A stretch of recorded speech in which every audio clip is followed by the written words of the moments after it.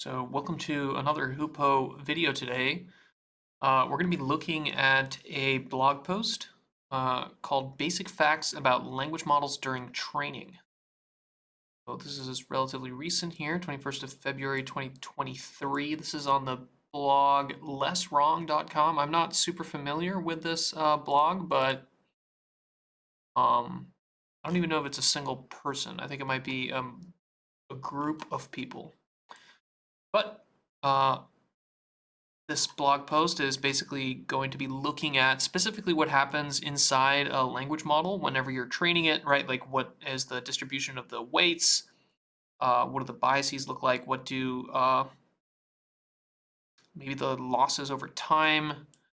For example, the KQV, so the query keys and values inside a transformer architecture, how they change over the course of training. But it's a nice deep dive. It looks like it has a lot of plots, a lot of interesting numbers to kind of sink our teeth into. So I'm gonna read this and see what we get out of it. All right, so starting here, we have, we thank blah, blah, blah. Okay, so there's people that have suggested improvements to this, which is good. You know, it's always better to have, to read material that has been proofread by a variety of people rather than material that is just coming from a single person. Okay, this post builds on our last posts, written as part of a work done at Conjecture.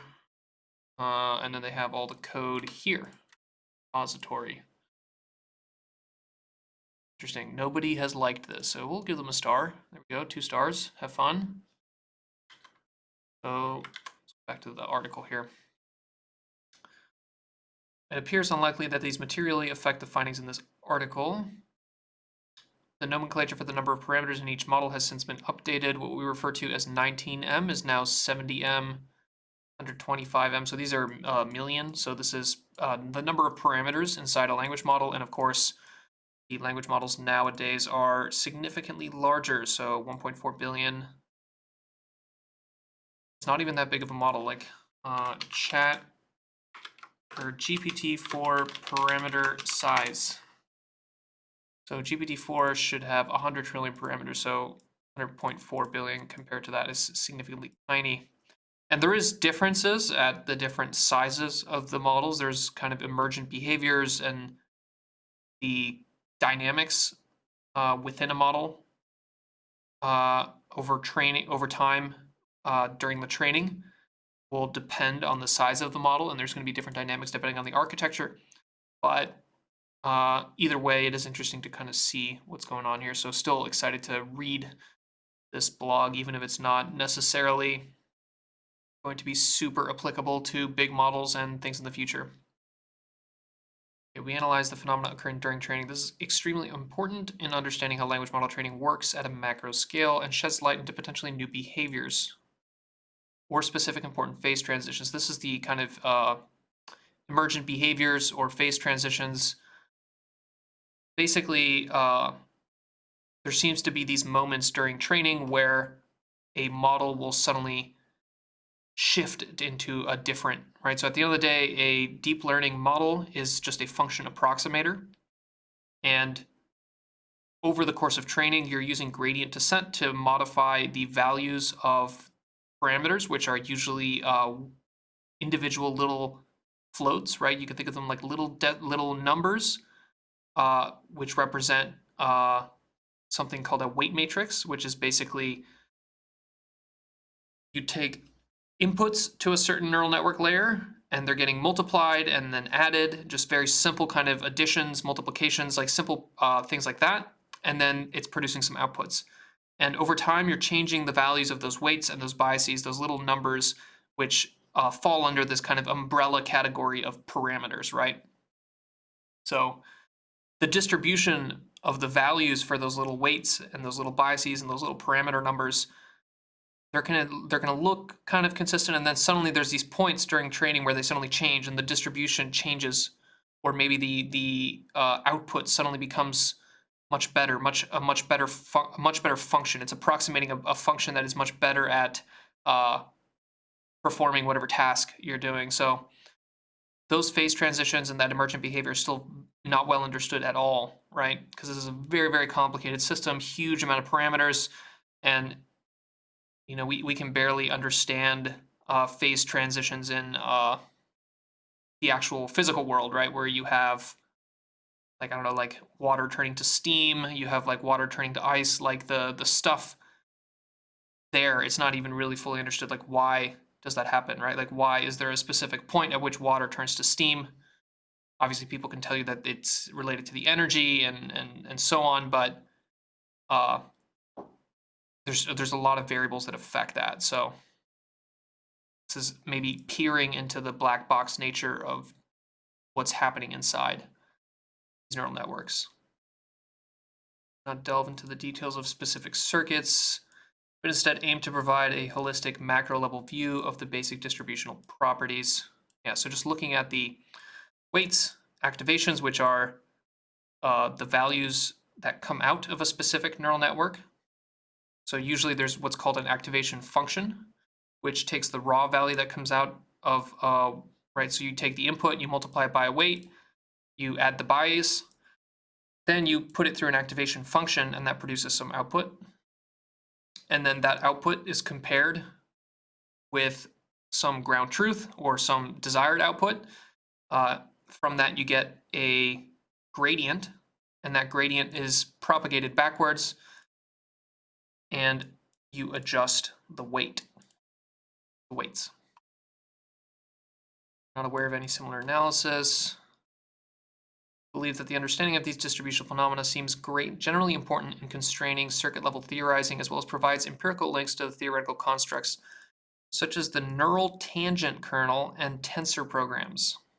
Okay, so what the hell is this? Neural tangent kernel. This is a 2018 NeurIPS paper. Artificial neural networks are equivalent to Gaussian process in the infinite width limit. So infinite width limit maybe refers to the fact that as you get a wider and wider neural network, and then a Gaussian process is a form of statistical modeling where you assume a Gaussian prior, and then as you get more and more samples, your knowledge of the distribution of your prior gets better over time. Let's see if there's a better definition for that. Gaussian process. Gaussian process is a stochastic process such that every finite collection of those random variables has a multivariate normal distribution. Okay, every finite linear combination of them is normally distributed.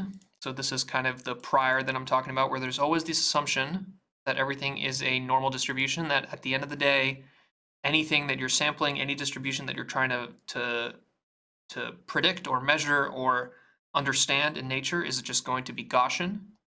But even that is not necessarily true, right? There's kind of this assumption here that everything is a Gaussian underneath the hood, but that might not be the case.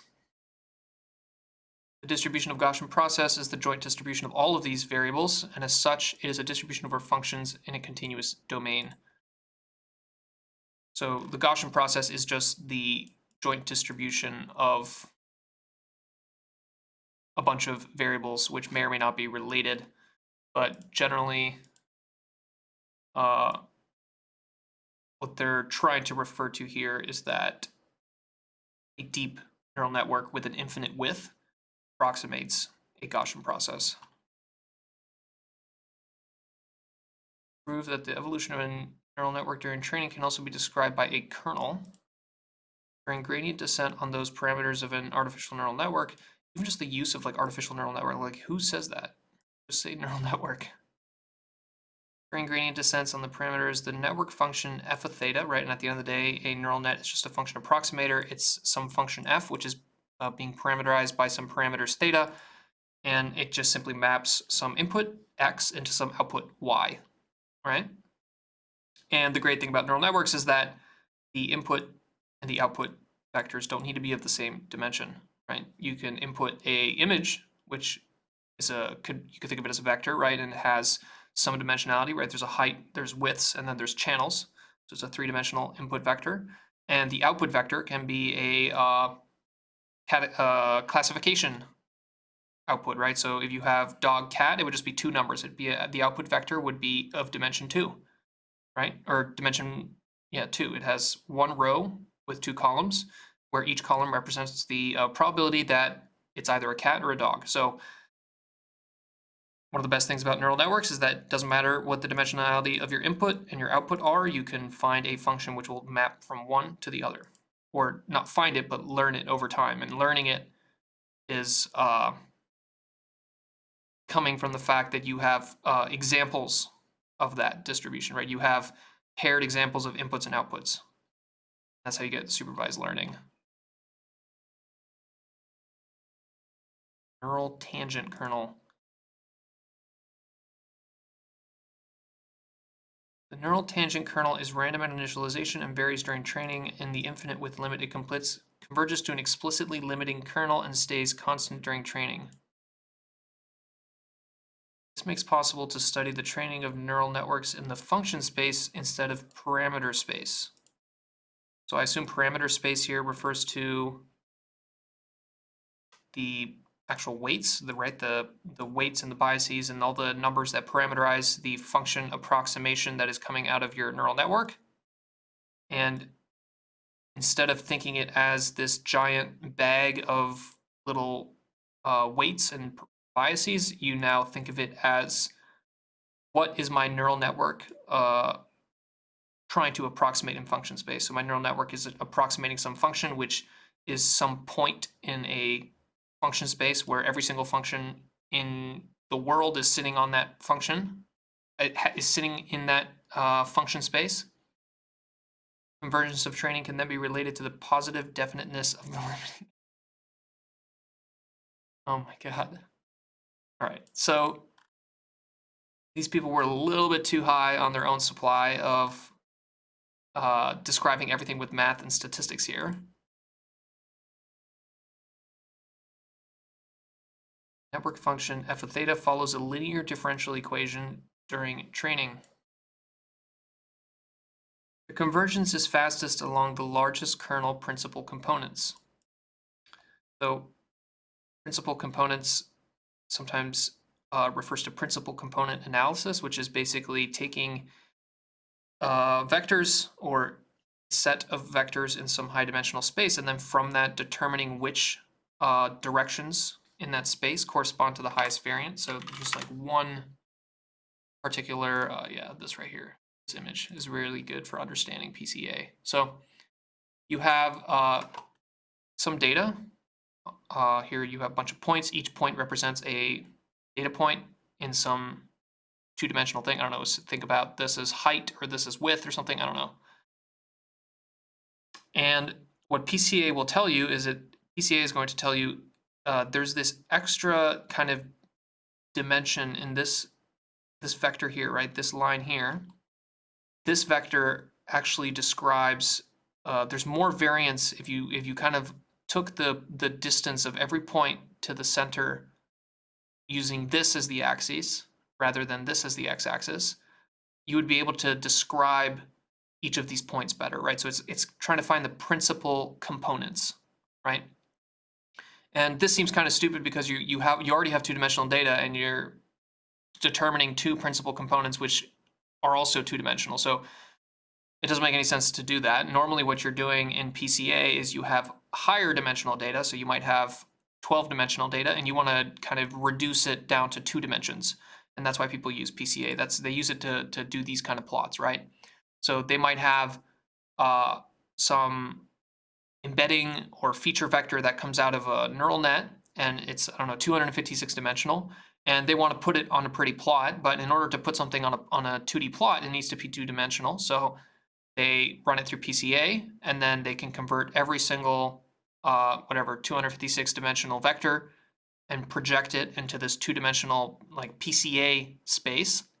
And then if they do that, you'll notice that a lot of times, for example, related things will be closer and non-related things will be further away. So like MNIST, PCA, MNIST, right? You can see how the number 0, the number 4, the number 3, like they're all kind of more close together. But it's important to realize that these PCA spaces don't have like a real meaning. They're a little bit misleading, right? They're just a lower dimensional projection of a higher dimensional space.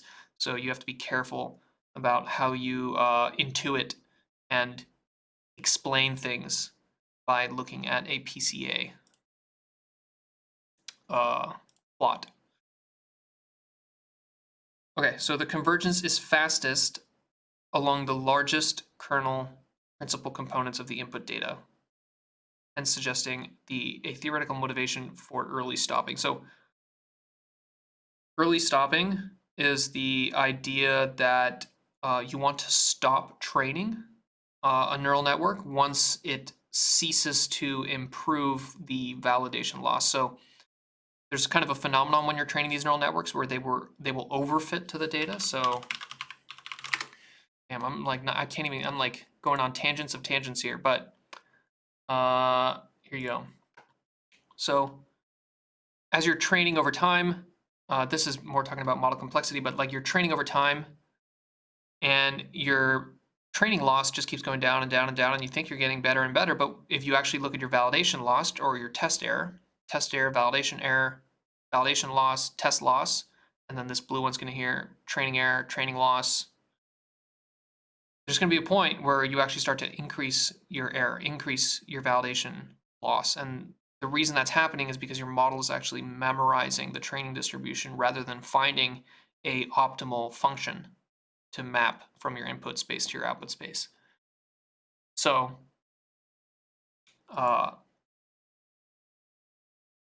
this paper, which I haven't read, is basically trying to say that there is the neural network, which is approximating a function, right? And over time, it's converging towards a specific function that is optimal for the task which it has been asked to complete.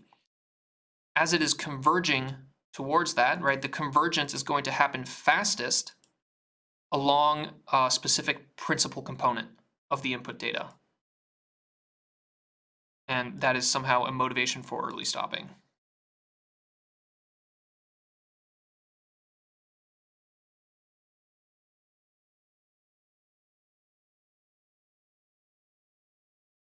The dynamics of f of theta follow that of the so-called kernel gradient descent in function space. So the gradient descent when you're training a neural network is happening in parameter space, right? You're calculating the gradient, right, which is the direction determined by your loss. Your loss tells you how good your guess was with respect to the true answer. And then from that, you can get a gradient, which is telling you which direction should I move in parameter space such that the guess that I produce is better in terms of my loss. So the gradient descent is happening in parameter space, but they're saying here that you can actually maybe map that somehow into function space. And then the dynamics of f of theta, so how the parameters are changing over time, means that there is also some other thing, which is how the function is changing over time in function space. So the parameters of the neural net are changing over time and moving around in parameter space.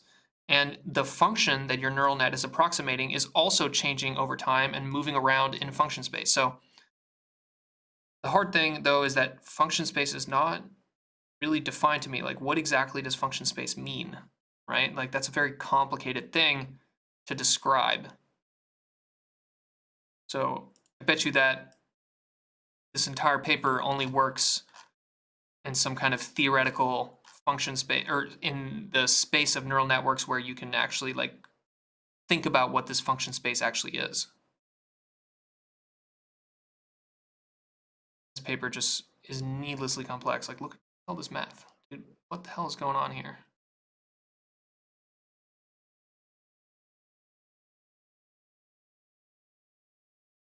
Asymptotic Gaussian distribution. Okay, so these are different widths of neural nets.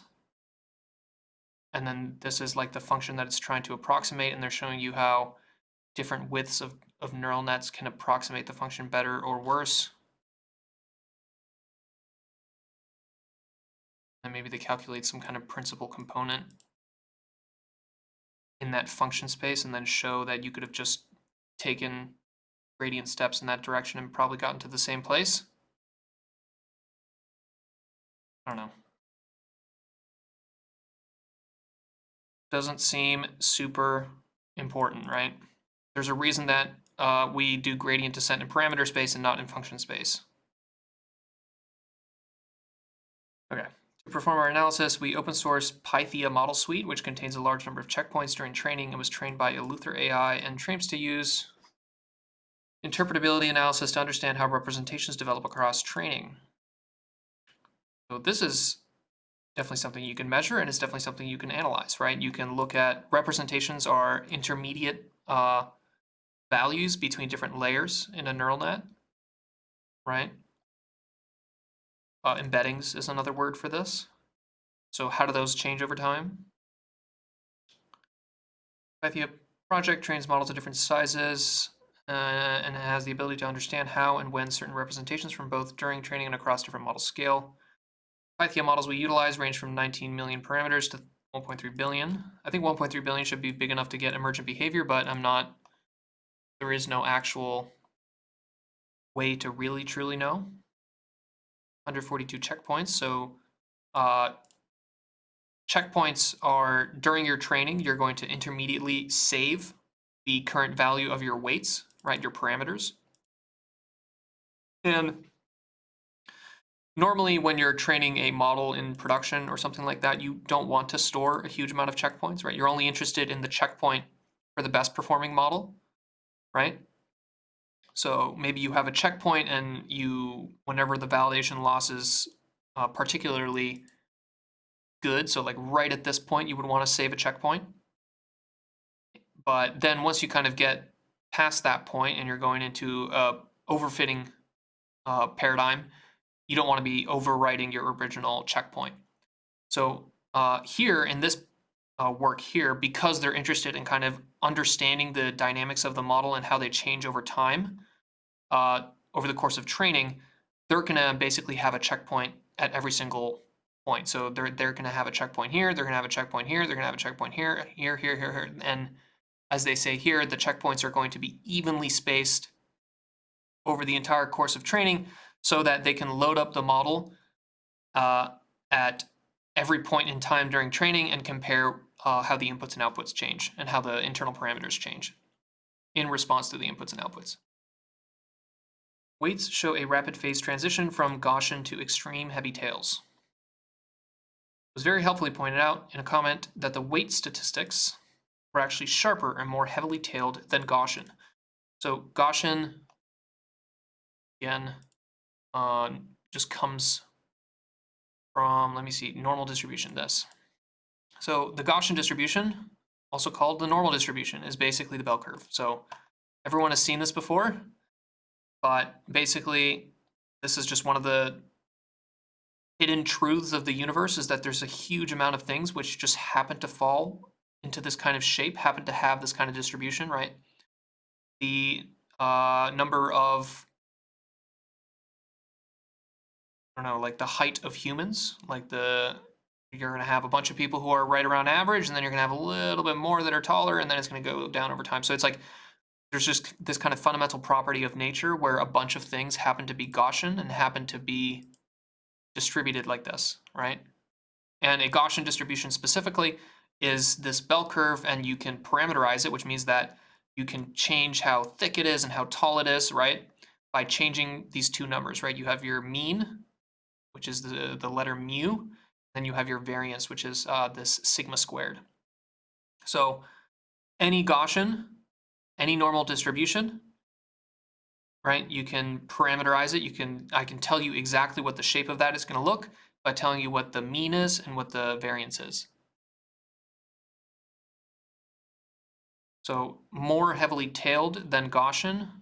So the tail here refers to the actual, like this part here, right? So this is called kind of the center, I don't know, the mean, the center part of the distribution, and then these parts here are called the tails. So when something has a heavy tail, usually what they mean is that there's a lot of mass in the tail, right? So this orange line here has a much heavier tail than this blue line here, right? Because look at how much more probability mass is in this weird long tail here.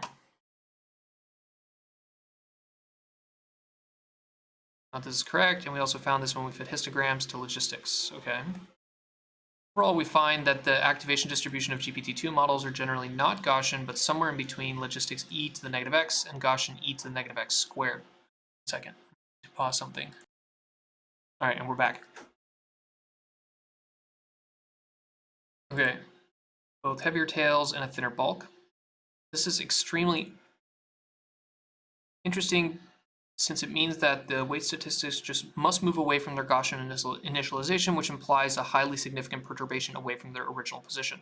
So, since it means that the statistics must move away from their Gaussian initialization, this is an important thing to realize here is that, right, remember how we said that one of the reasons that people use the Gaussian distribution and the normal distribution all the time is because there's kind of a weird fundamental property of our universe that a lot of things happen to have this distribution, right? So because a lot of things happen to have this distribution, anytime we're trying to do something in the real world, humans will always kind of tend to assume a Gaussian prior, right? Which basically means that I'm going to start observing something, I'm going to start sampling something, I'm going to start modeling something.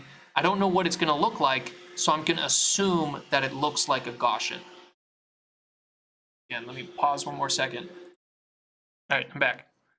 So we're talking about the Gaussian prior. So whenever people initialize the weights of a neural net, right, and when you're creating a neural net from scratch, you have to kind of decide what is going to be the value of all the little weights, all the little parameters in my neural net. And it's really hard to know that, right? Like you don't know what the distribution of those weights should be. So what's a good guess? What's a good starting guess? Well, the Gaussian is, right? Like I don't know what the weights of my little neural net are going to look like, what the parameters are going to look like, but I bet you they're probably going to be like a normal distribution. So let me just assume they're a normal distribution, and that's what I will initialize them to, and then over time they'll change, right? So that's kind of what they mean here, that the weight statistics, right, like what does the distribution of the little parameters inside your neural net look like, they move away from their Gaussian initialization, right? Which means that you initialize them as a Gaussian, and then over time they kind of drift away from that. And here they're calling this, they say that it ends up looking more heavily tailed. This is perhaps in contrast with some theories such as NTK, which argue that for large models we should not expect the weights to diverge too much from initial position. Okay. Python models provide us some insight into this since we can directly plot and animate the distribution of weights during training. We have shown some illustrative examples below. Here we have animated the evolution of the attention QKV weights during training. So attention mechanism, right? So if you remember from the transformer paper, attention is all you need. Go. This is basically when someone says a transformer, it's a specific type of neural network or a neural network architecture, as it's known. And basically inside, if you were to peek inside a transformer, there's basically these attention heads, right? And there's a lot of different types of attention heads, and the way that they're kind of layered together matters and so on. But kind of for this purposes of this, you can think of a transformer as basically many of these little attention heads just kind of stacked on top of each other, right? The same way that you stack a bunch of fully connected layers inside a deep neural network. And these attention heads are largely parameterized by three matrices, right? It's called the queries matrix, the keys matrix, and the values matrix, right? And these are the values that you're actually changing over time when you're doing gradient descent. You're changing the values that are in this Q, in the K, and in the V, right? So here they're saying we took 142 checkpoints as we trained this model, and right, each checkpoint corresponds to some training step. And what we're plotting here is the value of each of those little numbers inside the QKV. Obviously, it's like the average of all those, right? So here, the block refers to different blocks of attention heads. So one block might be one of these, and then block 2 might be the attention block that's on top of the other one, right? So the consecutive numbers here on the block refer to kind of the depth, usually. I don't know which one, whether 0 is the head and 5 is the kind of lowest level, or whether it's the other way. But long story short, what you want to look at here is that the very initial training steps, right at the very beginning, you see how it looks a lot like our Gaussian. But over time, it becomes more peaky, right? You can see that the number of weights that are sitting right at the center, right at the value of 0, becomes very high. And then you have more of a tail, right? You have some weights that are at 1.5, some that are at -1. So like you have weight values that are very far away from the center, and then also a lot of weight values right at 0. So you have a simultaneously more peaky Gaussian distribution, and it's also has longer, heavier tails here, right? So something to look at there.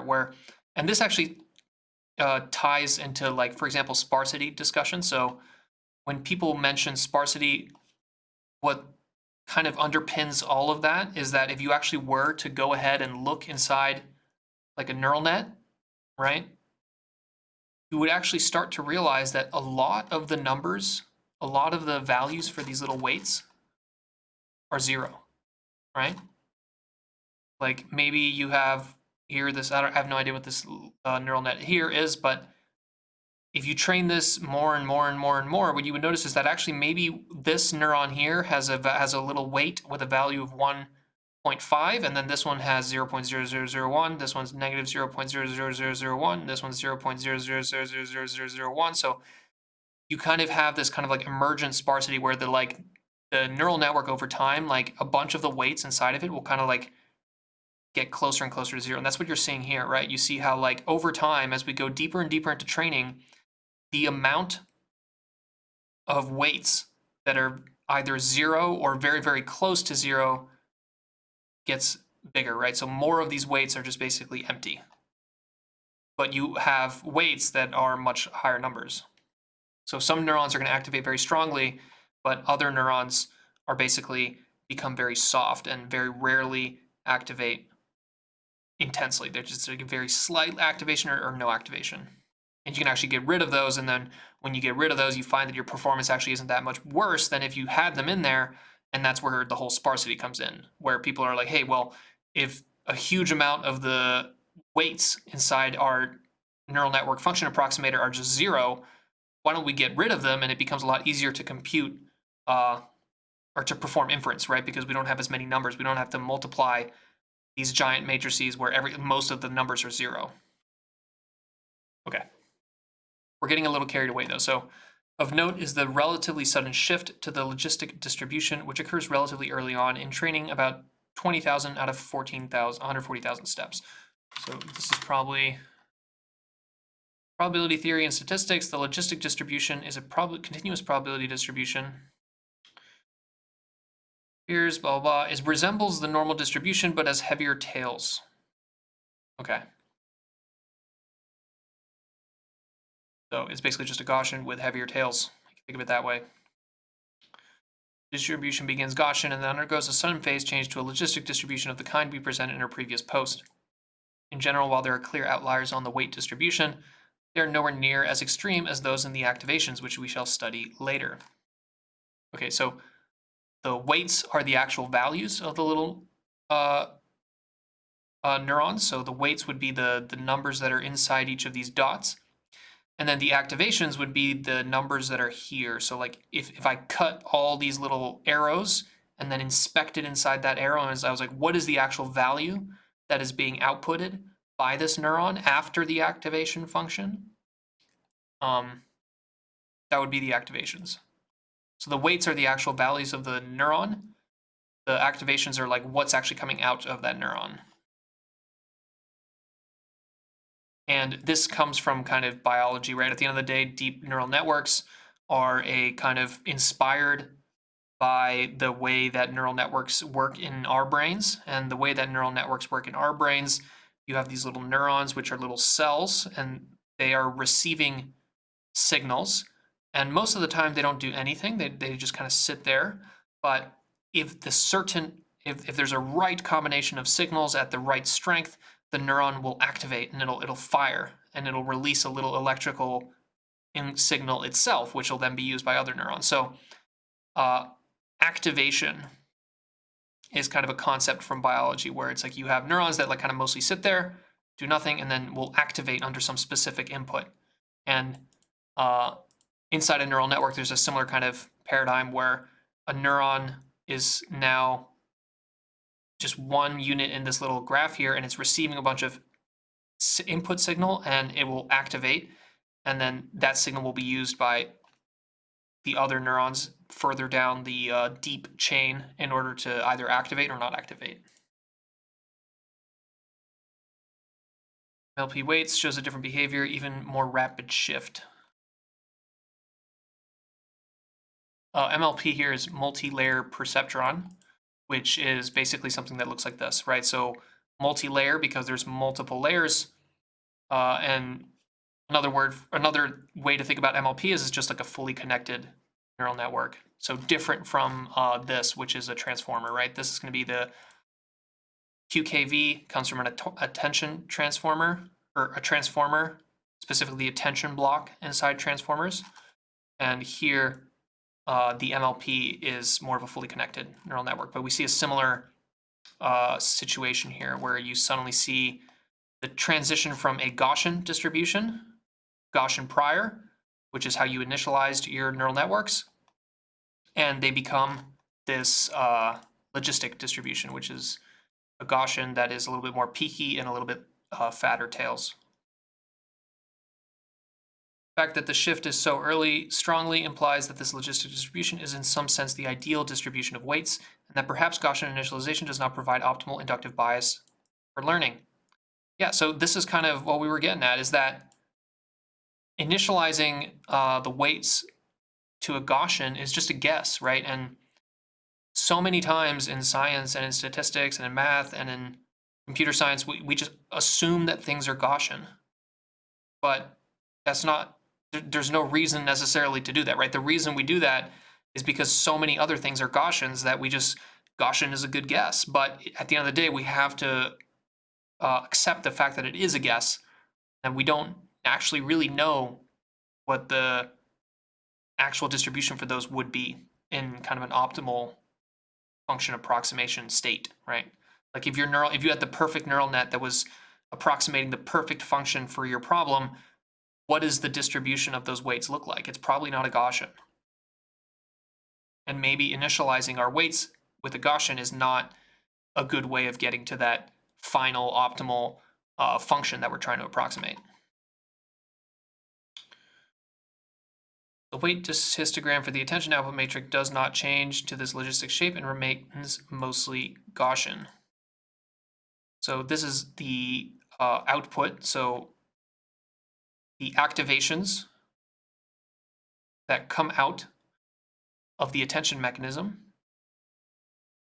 are not are more like a Gaussian than they are like a logistic distribution. So there may be the Gaussian prior might not be good for weight initialization, but it might be good for thinking about activations.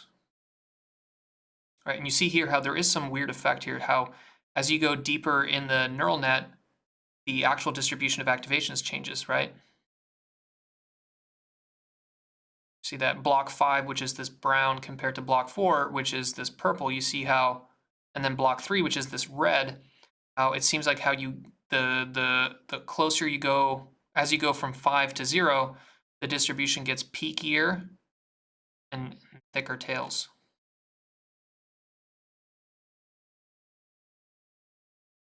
Show the change of distribution in a more quantitative case. We created animations of the quantile plot of the weight histograms plotted against an ideal Gaussian and an ideal power law. to show that the evolution of the distribution through training. In general, we observe that the weight distribution tends to start off Gaussian but develops heavy tails which make the fit eventually poor. The power law fit never works particularly well, which is surprising given the power law nature of the data. There are significant outliers at the tail, which even the power law does not catch. Okay. Theoretical quantiles. Sample quantiles. Sample quantiles. Theoretical quantiles. Okay, so you have here a Gaussian. I think quantiles here refers to how much of the quantiles in distribution. Quantiles are points in a distribution that can relate to the rank order. For example, you can find any quantile by sort of the sample. It's not a good definition. With quartiles shown. Okay, so quartiles, cut points dividing the range of probability distribution. Okay, so quartiles are a type of quantile. The 4 quantiles are called the quartiles, right? So if you've ever seen that thing where they show you a Gaussian quartiles, and they show you how much of the probability mass is within different things. So I think this right here, yeah. 25% of all data points inside this Gaussian distribution are going to fall here to this quantile. A certain amount is going to fall into this quantile, right? A certain amount is going to fall into that quantile, and so on. So the quantile is basically how many of the points inside this distribution, which is being given a Gaussian prior, how many of them are falling within the specific quantiles. So theoretical quantiles, I guess 5 quantiles, 6 quantiles, so maybe you can have like a theoretical infinite quantile, and that's kind of what this is referring to here. But largely what I'm seeing is that the behavior in the middle of the curve, right? The behavior around 0, 0 here is like linear, which I guess is expected. But then the behavior at the ends is not matching this red line, which to me means that basically the tail is what's not being modeled correctly, where this Gaussian prior breaks is that you have these heavy tails, right? And it's the behavior at the tails here that is not fitting the theoretical approximations or the theoretical models.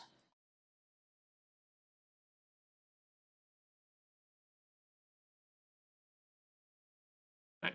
What do you think? What do we think they mean by an ideal power law in distribution? Power law is a functional relationship between two quantities where a relative change in one quantity results in a proportionally relative change in the other quantity, independent of the initial size of those quantities. One quantity varies as the power of another quantity. So, I mean, I feel like we understand this at a high level, and like there's a huge amount of different things which come from this idea of power laws, right? Like the 80-20 principle, and so on. But I'm not exactly sure what they mean by a power law in the context of theoretical quantiles in the prior of the weights inside a neural net.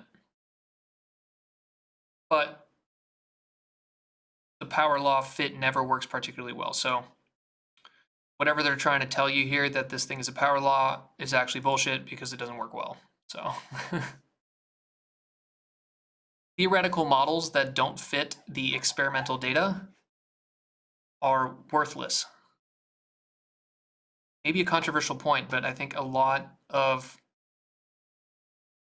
people kind of like put too much importance on kind of the intellectual rigor of theoretical models, and like they glorify the intellect required to like really understand and create equations and theoretical models for certain things. But then when those equations and theoretical models for certain things don't fit the actual experimental data, then to me that just means that it's not worth spending any time thinking about those theoretical models equations. But a lot of people kind of tie their whole identities to these models, and they demand that everything be fit into these models. So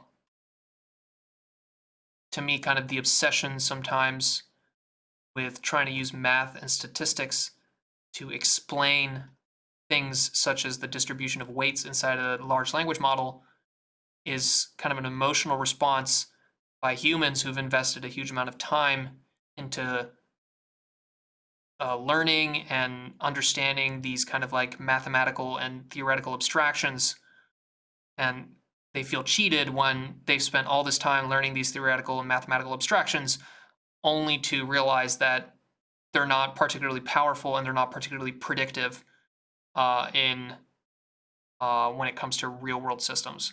So something to think about there, where don't fall in love with the math too much, because sometimes the math is just, it's just turtles all the way down, right? Like,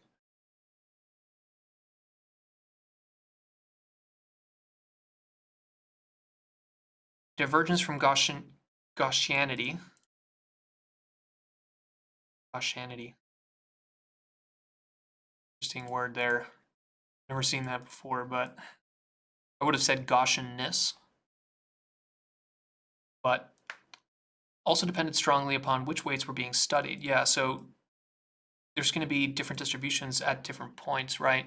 Not all weights are going to be the same, especially in, so I mean, if you're looking at something like a fully connected neural net like this, you know, you can probably treat these neurons all roughly the same, assume that they all kind of like have similar-ish things, but inside a attention mechanism, right, the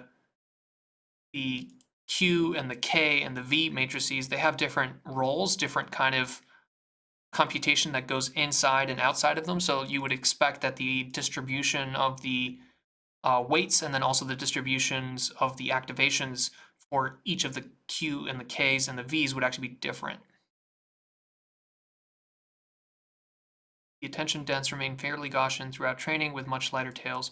So attention dense here refers to usually inside a attention block, there is these QKV, which is doing the actual attention calculation, but then after that, people will tend to have a fully connected layer, right, a dense layer, and that's what they're referring to here, is saying that the dense layer at the end of the attention head remains fairly Gaussian, versus the this divergence from Gaussianity will happen in the Q, K, and V matrices.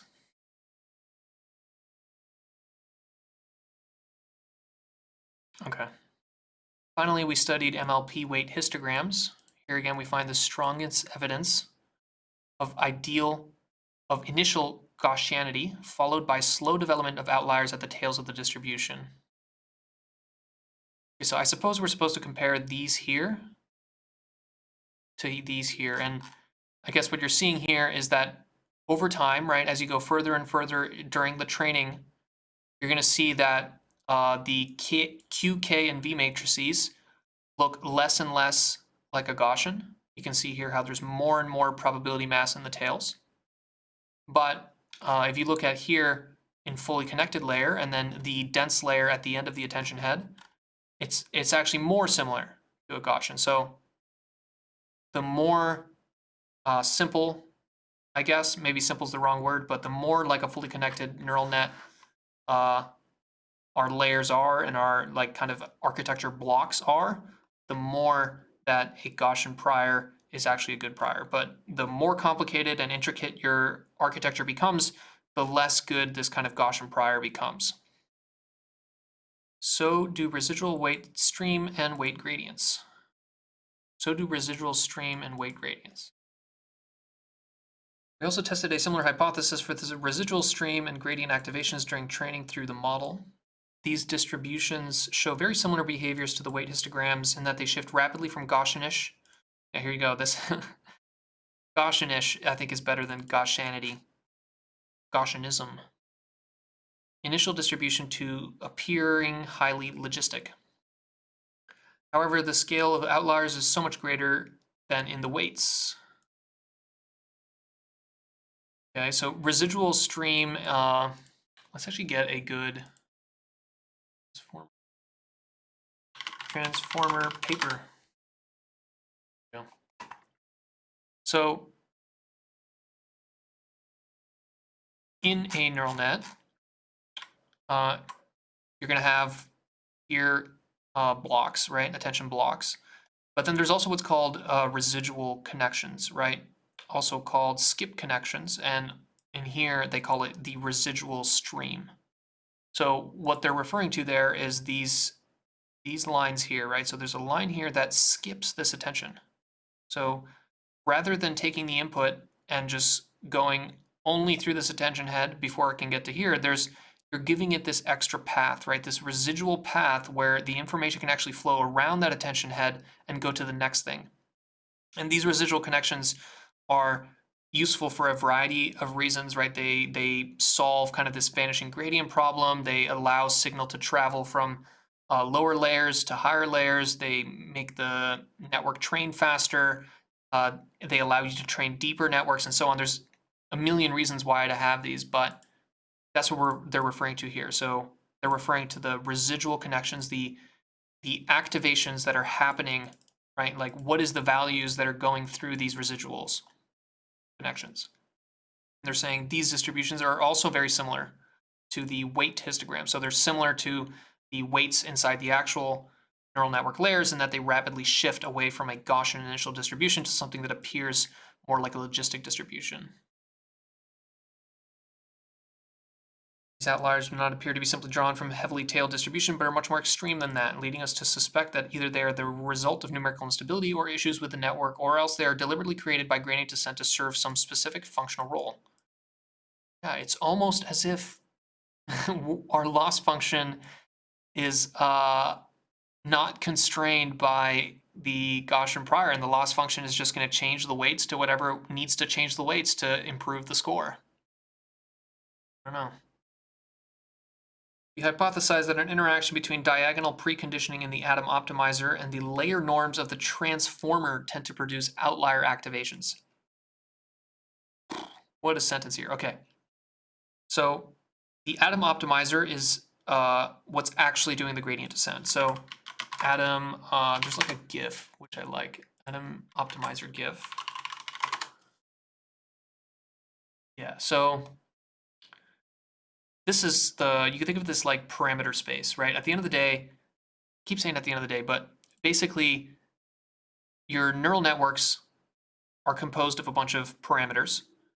If you could plot the value of all of those parameters into a three-dimensional space, this is what it would look like, right? So your neural network at any point in time is just one point on this manifold, right? On one point on this surface.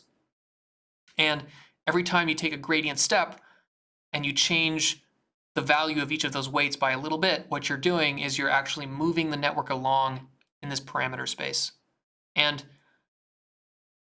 there's a lot of different kind of ways to take steps, right?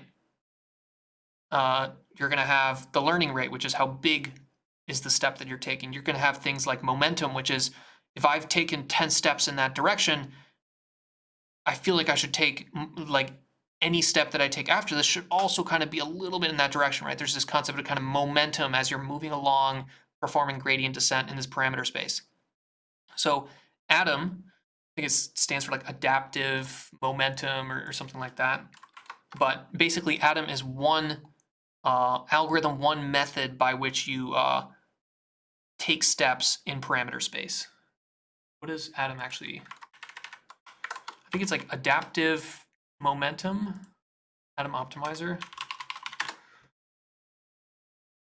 atom optimization wiki.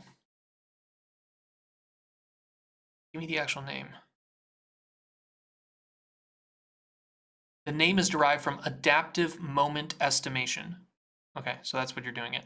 The optimizer is called ADAM because it uses the estimations of the first and the second moments of the gradient to adapt the learning rate for each weight of the neural network. Okay, the name of the optimizer is Atom. It's not an acronym. Okay. Atom is proposed as the most efficient stochastic optimization, which only requires first-order gradients where memory requirement is too little. In Atom, the hyperparameters have intuitive interpretations and hence require less tuning. So what they mean here is that there's less numbers to mess around with. So you're going to have some number that is going to change how important momentum is. In Atom, you basically have two numbers here. You have beta 1, beta 2, which are used to control the decay rate of these moving averages. Okay.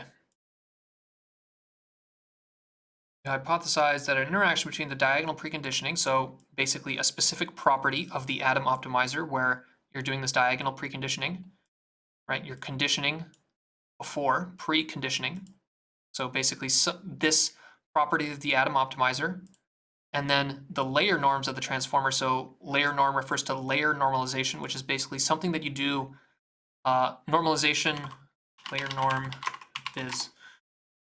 So normalization is the process of taking a bunch of data and then like shaping it so it's nicer, right? Like I think that's the best way to think about it. You have a bunch of numbers like negative 1 million, 1 million, and 432, and you want to normalize them in such a way that they're all nice. And normally normalization refers to the process of taking them and then making them all fit inside, usually from 0 to 1 or negative 1 to 1, and then making all the values a little bit more spread out, a little bit nicer, so that you don't have crazy big numbers or crazy small numbers inside a neural net, right? So you're doing these layer normalizations in between each of your deep learning layers so that the values going in to a neural network layer are always kind of like roughly nicely shaped, roughly evenly distributed, and so on. So there's a lot of different types of normalization. Batch normalization, layer normalization, instance normalization, group normalization. Layer normalization is just one of the more popular ones. So they're hypothesizing there's some kind of interaction between the Atom optimizer and then the layer normalization that you do in the transformer. And this is producing outlier activations. Here we plot the activations through the residual stream. So the residual stream is the residual skip connections. So what is the actual activation? What is the actual value that's being passed through that residual connection? And yeah, look at this. Look at how long-tailed this is. So you have a huge amount of activations that are basically zero. So like the neuron is either not doing, it's basically, if you can go back to the human model, like the way the human brain works, there's no activation going on, right? Like a bunch of signals went in, neuron didn't activate. But then you have this huge long tail where you have things that are at the 400 and negative 800. So you could think of this like a huge spike. Like the neuron just happened to get the right little combination of things, and then it just spikes massive amount of electrical energy, right? So this is what they're referring to here as scale out of the outliers is much greater than in the weights. So what they mean by that is that the individual outliers here, right? Like when we were getting to the end, it was at like 1.5. So most of the activations would be 0, but then you would have these weird activations at 1.5, negative 1.5. In these residual connections, it gets even more crazy, right? Most of them are still at 0, but now you have activations that are at 400 and negative 800, right? So why do we have these suddenly huge outliers? It's occurred in all of the model sizes that we studied. The distribution becomes extremely peaked compared to the long tail of outliers that emerge in the residual stream. By about step 4000, we observed that the outlier norms appear to stabilize for the rest of training. We also investigate how the distribution of gradients changed throughout training. Here we plot the histogram of the gradients of the output MLP weights from the Pythia 125 model, 125M. So 125M is the total size of the model, right? So output MLP, usually at the very end of a neural network, you'll have like a fine-tuned head. So generally there's kind of like a pre-trained base, which is trained on some larger amount of data that is trained on some more generic task, such as ImageNet classification. And then you'll want to fine-tune the model for a specific purpose. And when you do that, you will usually create a new head. So you'll take the last layer of the neural net, you'll cut that away, throw it away, put a new layer on there, a new fully connected layer, a new output multi-layer perceptron, and then fine tune it on your task specific data. And we see here, again, very high peakiness, but the outliers aren't as crazy. The gradients show a similar progression, but much less extreme. They begin as Gaussian, slowly shrink in variance with expanding tails until at about 20,000 steps, they suddenly undergo a shift to a logistic distribution. However, the tail magnitude is much more similar to the weights than the activations, implying that the outlier dimensions are not created by single outlier gradient updates, but must instead be the accumulation of a large number of gradient steps.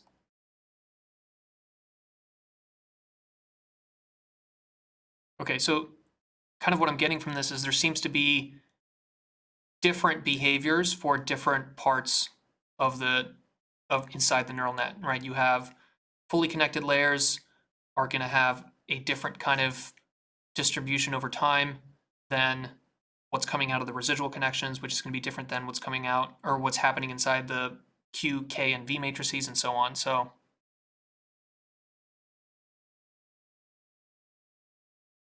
different parts of the network, different dynamics.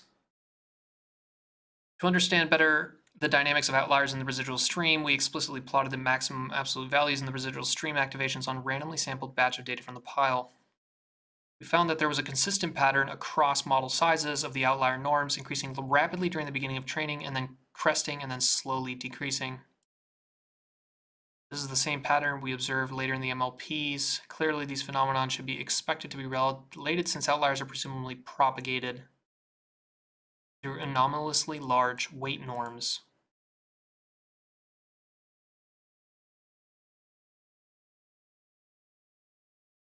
Okay, so anomalously large weight norms, what does that mean?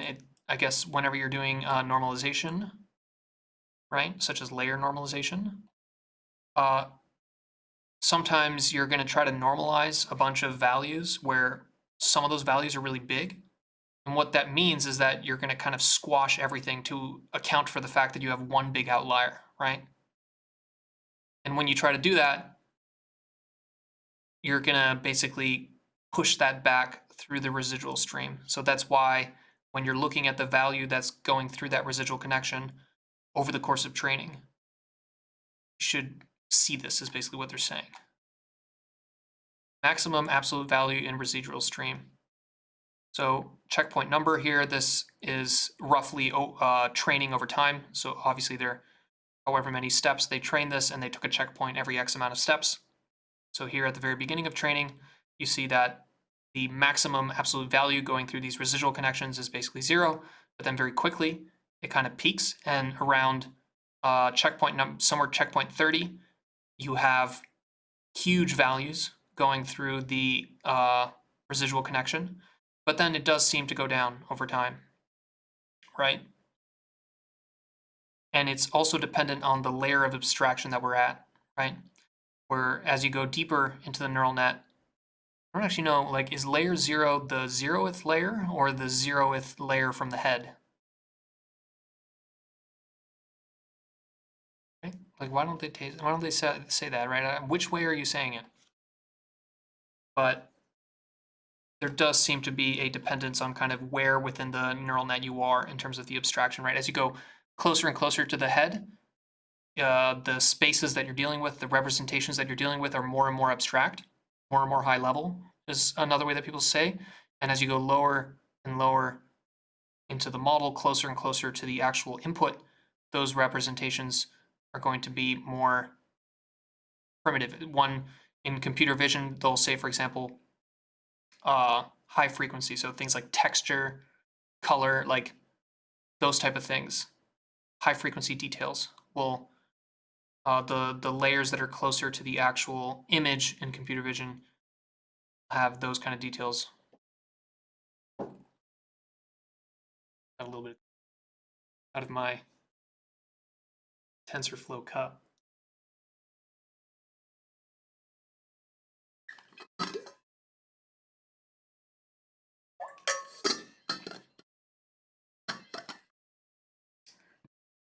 Okay, so one thing that they note here is that if they compare the 125 million parameter model with a 19 million parameter model, so this is a smaller model, this is a bigger model. Obviously, smaller model has less layers, but they note that the actual maximum residual value is higher. It also is less noisy, and it doesn't fall off as fast. So, interesting. An additional interesting point is that the consistent ordering of the outlier norms by blocks, the first few blocks always maintain extremely low maximum norm throughout training, implying no outlier features. Moreover, the residual streams in the final layers appear to have a few outliers as well, and the norm declines to almost baseline levels by the end of training. Further elucidate the blockwise structure of these residual outliers, we also plotted the maximum outlier norm ever observed in each block across training. Maximum absolute ever in stream by block.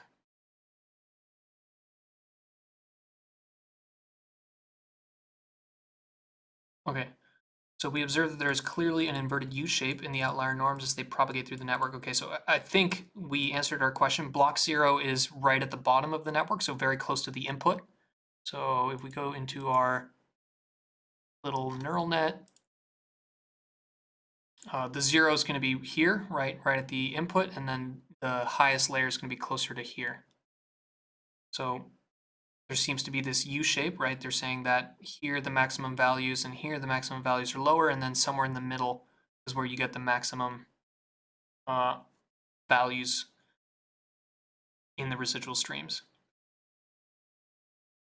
By blocks 2 and 3, they have fully formed and then propagate through the rest of the network with approximately the same. Makes me think they might not be using residual in the way that I'm using residuals. Residual stream neural nets.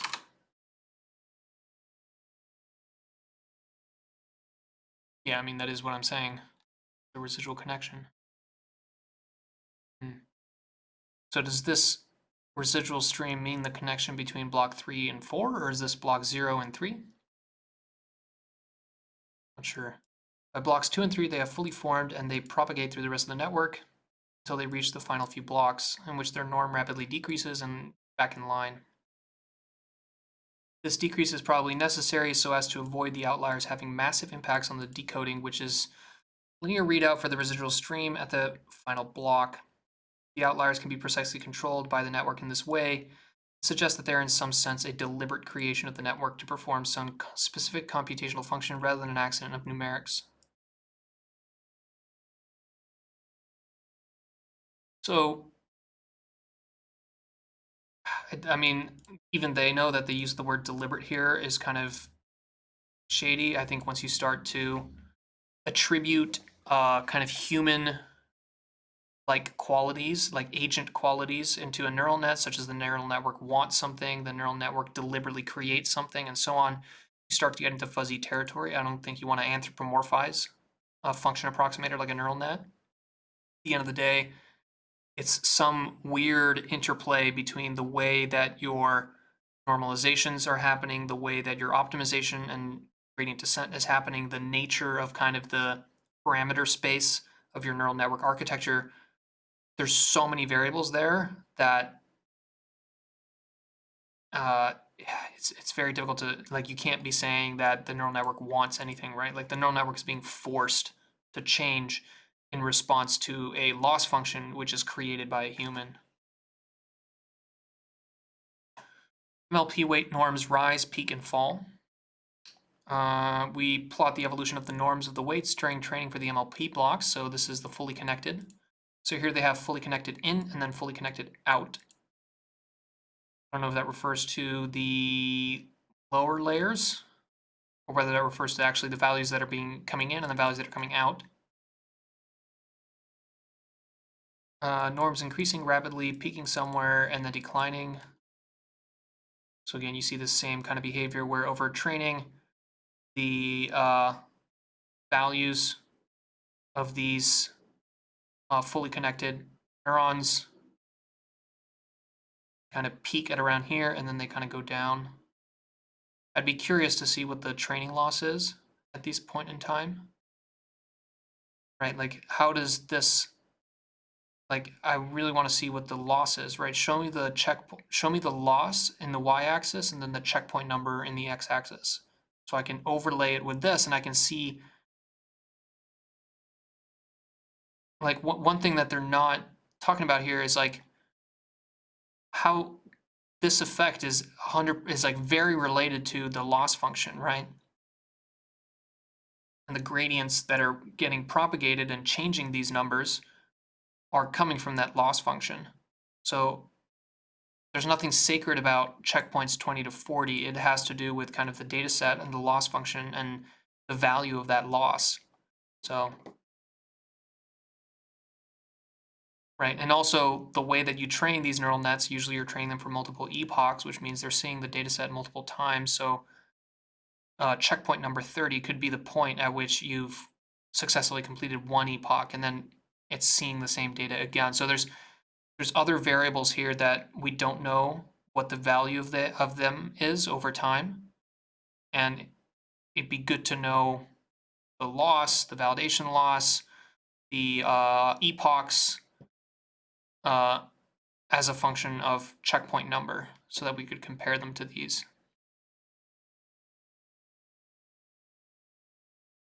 This effect is due to weight decay in the network. So weight decay is basically when you decay the size of the magnitude of the weights in the neural network over time. So basically the values at each of these little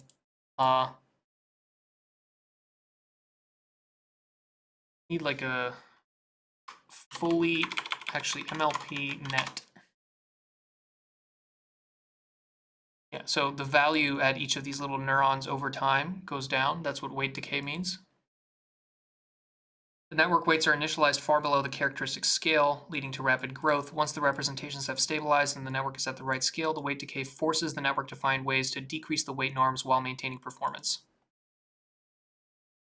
It is unclear how exactly this occurs. The hypothesis we have is that the model finds a way to cheat the weight decay by simply decreasing the weight norm and increasing the layer norm weights or biases, because the weight decay is not typically applied to the layer norm parameters. So that's interesting, where the weight decay is providing a kind of a forcing function, a selection pressure to move all the individual little neurons so that they're smaller and smaller and smaller over the course of training. And because gradient descent can only change the actual values of the weights, not the values of the layer norm is just some regularization process that is happening outside of the gradient descent process, right? Like the layer norm is being applied, but like the gradient descent isn't updating the parameters of the layer norm.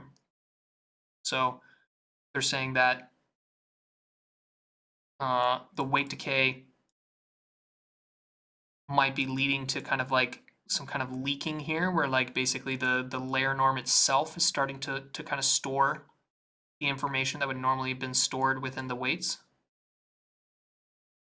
Timing of this decline appears to occur right around the time that the weight distribution observed to shift from being Gaussian to being more logistic and heavily tailed, indicating perhaps that these two shifts are related or different manifestations of the same underlying change.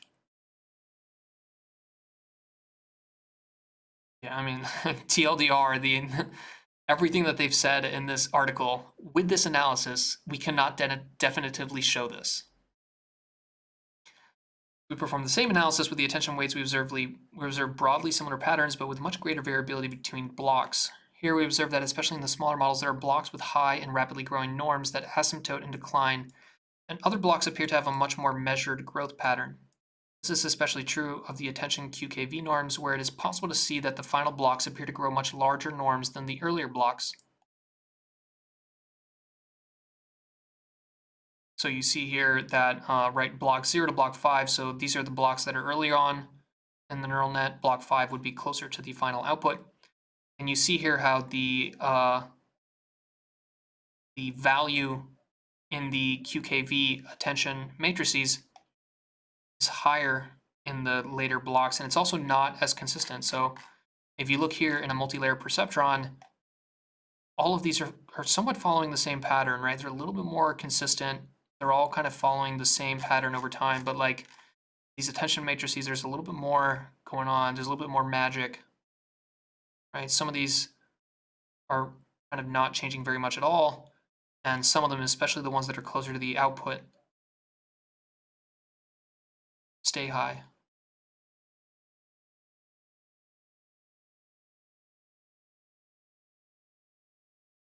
Attention dense, I think, refers to the this right here. So this linear here, this is a dense, right, fully connected layer that happens right after this transformer block. I think that's what they mean here by the attention dense. MLP biases increase an asymptote. Robustly across model sizes and blocks, we observe that the biases in the MLP blocks increase in an asymptote at significantly higher values than the initialization. Believe that this indicates either that the ideal scale of the network is much higher than the typical zero initialization, or that the biases are being used in some unusual way to combat weight decay on the weights. Yeah, sometimes like people are just getting rid of the biases now. So for other reasons too, like normally the way that neural networks have been designed, there's always this bias, right? So you have your input X, then you have your weights W, and then you have a bias B. So this bias B is an additional parameter in a fully connected neural net that you can change over time with gradient descent. But in a lot of cases, people have started to realize that this bias might not be doing anything and is just adding additional complexity for no reason. Sometimes the way that hardware kind of works out with like the matrix multiplies and adds, sometimes it's faster if you can just get rid of this B. So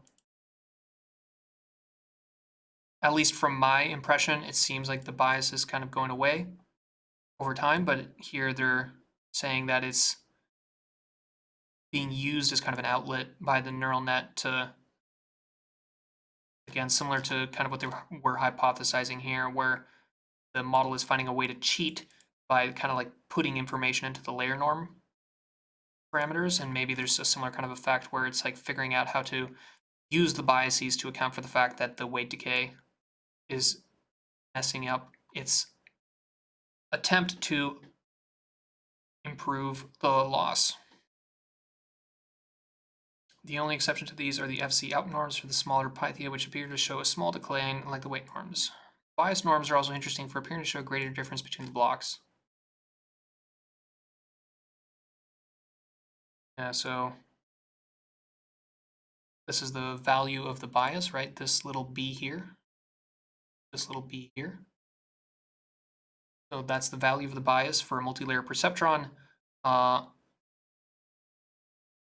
versus in, so I think this just tells you whether it's like here, right? Is it these values here, or is it these values here? Is it the values that are coming out of a block and the values that are going into a block? So here, block 0, this is the values that are going into block 0, and these are the values that are going out of block 0. Or, sorry, opposite, out and in. So to me, these are a little bit more interesting, right? There's a little bit more difference between the different blocks, as you would kind of expect, right? It's like at the end of the day, your neural network is changing over time, and it's starting to approximate a function that is going to be useful for you in some kind of real world problem. So you would assume that this function is going to be parameterized by a bunch of different numbers, right? It's like it'd be weird if every single one of these was the same. It wouldn't even just be weird, it'd be useless. Smoothness of these changes is highly surprising. This means that it might be possible to fit these curves to predict general norms of various weights matrices later on in training or after training. It is also possible that the fact that these measures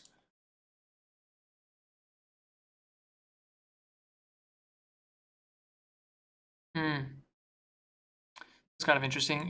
If might be possible to fit these curves. So maybe what they're suggesting here is that if the behavior of each of these individual weights over the course of training is predictable, then maybe you don't need to train the neural network at all, right? If you know where each of the values of these little parameters inside your neural net is going to ultimately end up, right? You're predicting these curves, fitting these curves, predicting them, and maybe you can just cut to the end.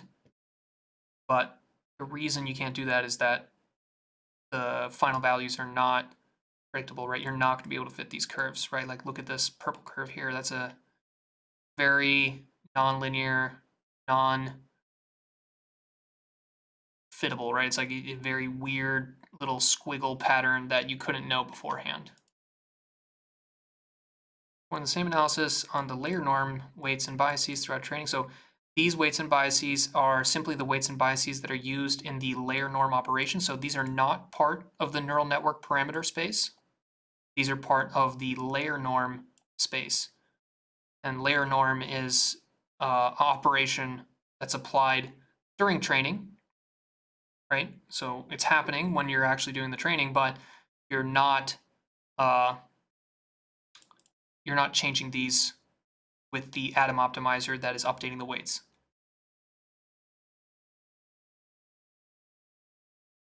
And these are very different here. Very weird looking behaviors here. We observe that the layer norms exhibit qualitatively different behavior from the MLPs and attention weights. The layer norm weights can both increase and decrease during training, where typically the weights would decrease for block 0, and increase for later layers in approximate order of the depth of the layer. There's also some interesting non-monotonic behavior.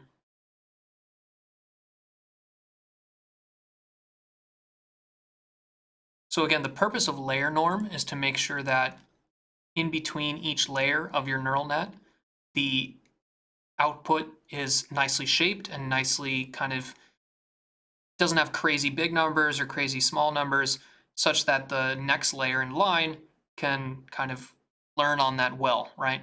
So what the layer norm wants to do is it wants to make sure that the values at every single intermediate point here in between these layers are normalized and they look nice.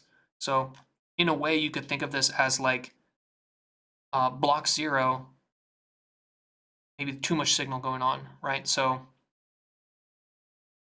versus block 11, this orange one here, too little, or I guess block 2 here, too little signal. So like the layer norm is going to either amplify things or kind of mute things.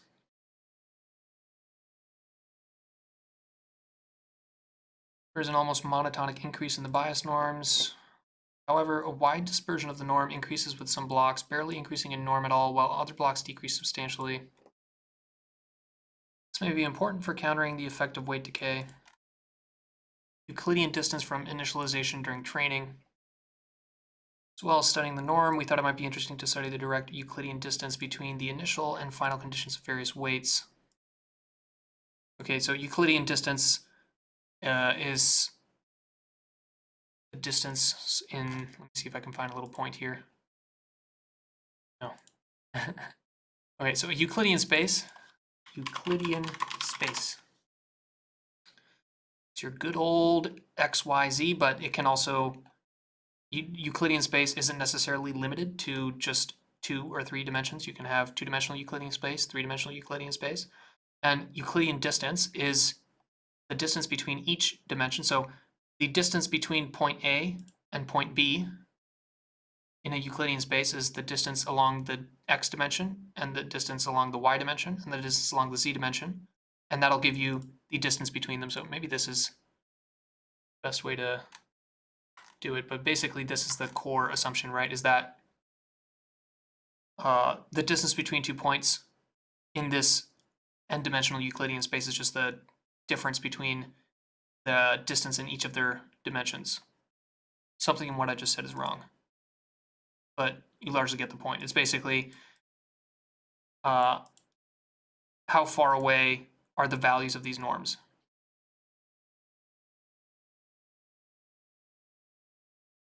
May give us a better indication of how much the weights actually move.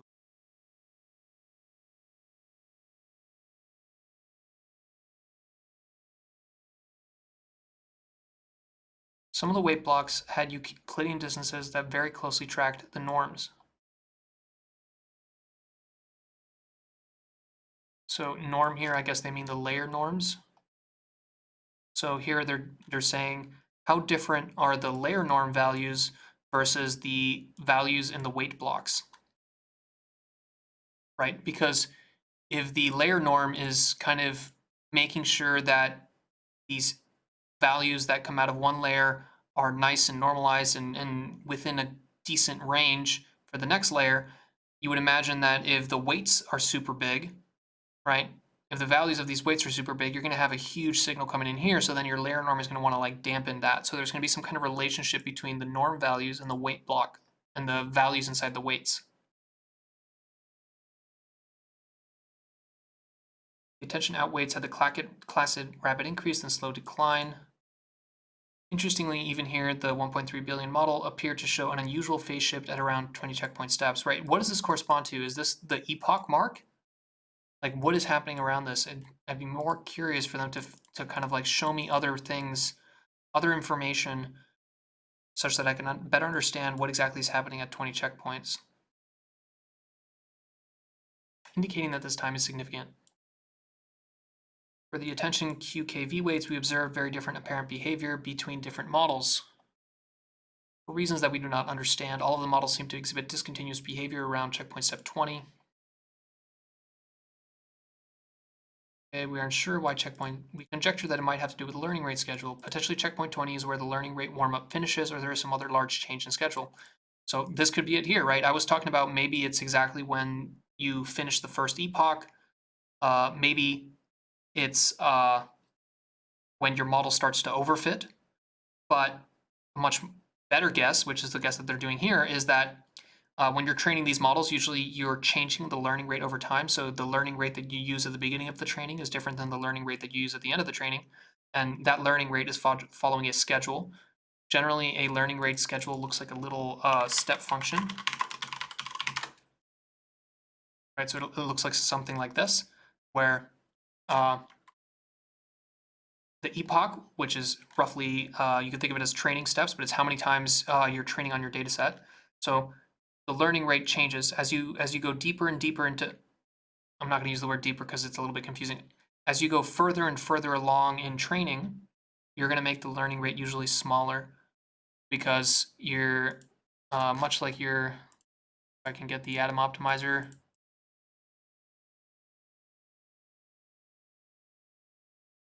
Right, I lost that exact, but I was looking for the atom optimizer GIF, but you're taking steps in your model parameter space, and the learning rate determines kind of largely the magnitude of those steps. So initially, you're kind of in the middle of nowhere, right? You kind of initialize your neural net with a Gaussian prior. The point at which you are in parameter space, in the model parameter space, is not very good at all. So you're going to want to take big steps, right? Take big steps. But then as you go further and further in training, the point at which you're at in model parameter space is a little bit more meaningful, right? Like you're a little bit closer to the final solution. You're closer to a local minima or a local maxima. So at that point, you want to start taking smaller steps. And that's why people use these learning rate schedulers.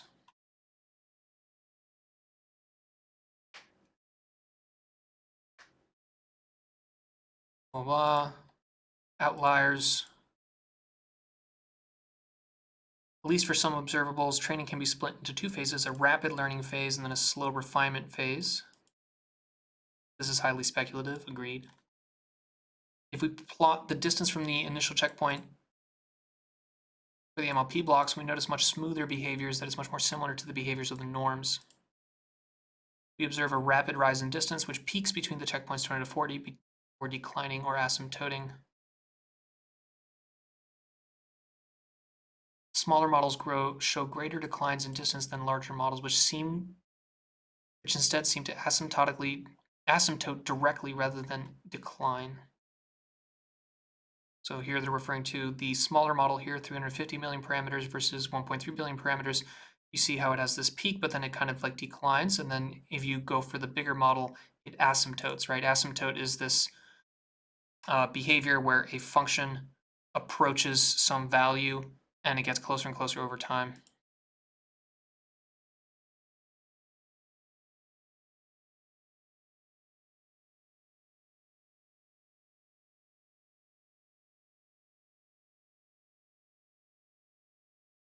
Okay, so block 0, right, because it's the first block, does not kind of exhibit the behaviors of all these intermediate blocks. Analysis of de-embed and final layer norms. So as well as the standard MLP and attention blocks, of significant importance to the actual output of the model is its de-embedding matrix and final layer norm, and we analyze these separately. Unlike GPT-2 models, which use a tied embedding and de-embedding matrix. I mean, these are learned separately.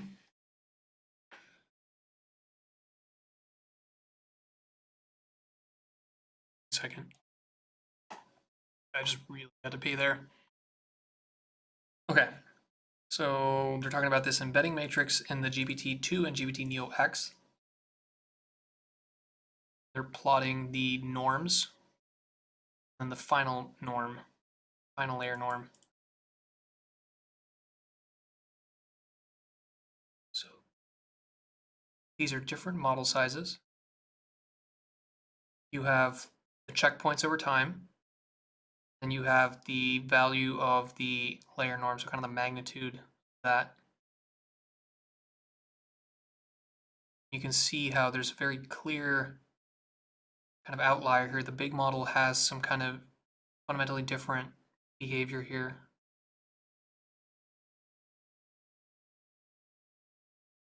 There really does seem to be some kind of weird emergent behavior right here at the 20. We observe that these norms are highly idiosyncratic depending on the model size, and therefore it is not consistent behavior across scales. There appears to be a pattern of increasing norm with scale, except for the highly anonymous behavior of the 19 parameter model, which appears to begin halfway through training.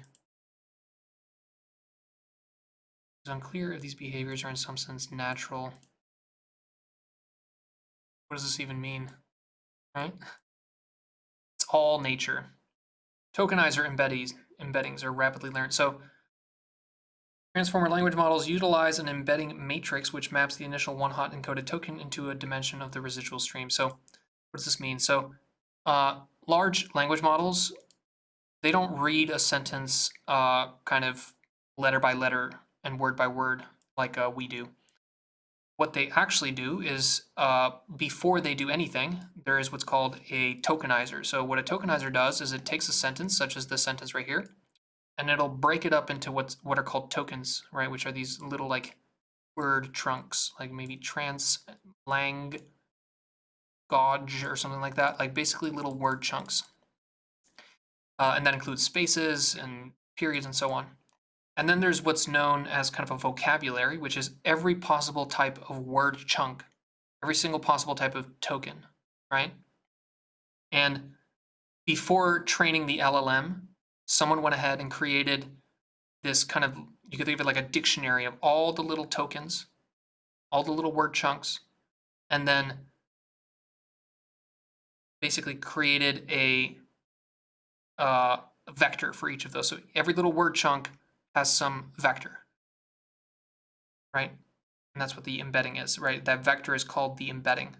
So what the large language model is seeing is not a sequence of words and sentences. What it's seeing is a sequence of vectors, right? And it's not a one-to-one, like every word is not, it's not one word goes to one vector, one word goes to one vector. It's one token goes to one vector. So the tokens, there might be words that are split into multiple tokens. But this tokenizer, which goes from the sentence into a sequence of words and letters into a sequence of vectors or embedders or embeddings, I guess that's what they're calling the embedding matrix.